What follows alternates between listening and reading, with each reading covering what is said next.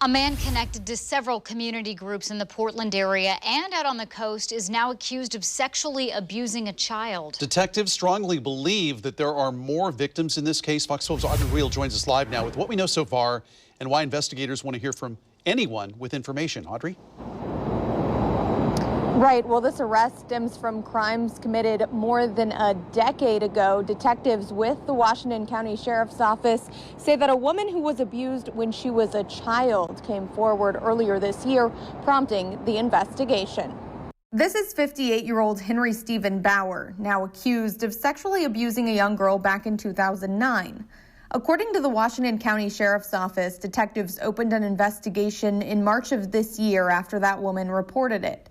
In May, a grand jury indicted BAUER on 4 counts of sexual abuse in the first degree, and last week, detectives arrested BAUER. Our concern now is, are there any more victims out there? According to WCSO, BAUER's concerning behavior with children dates back to the late 1970s, and he was removed as a Boy Scout leader in 1993 amid allegations of abuse to a young boy.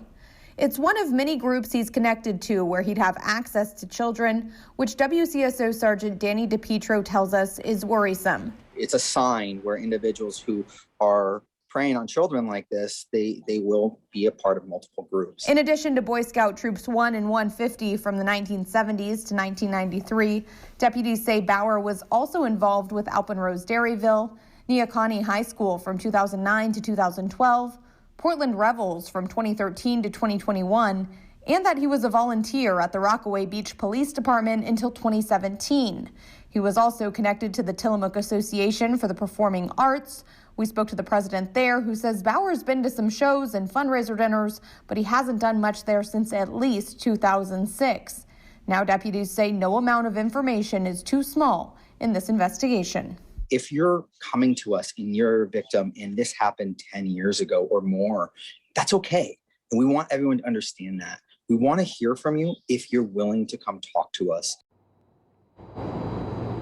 Late tonight, we got a statement from the Boy Scouts on this, calling BAUER's actions reprehensible. It reads in part, "We revoked Mr. BAUER's registration nearly 30 years ago upon learning of allegations against him, took action to ban him from any future participation in the BSA, and have since reported the allegations to law enforcement.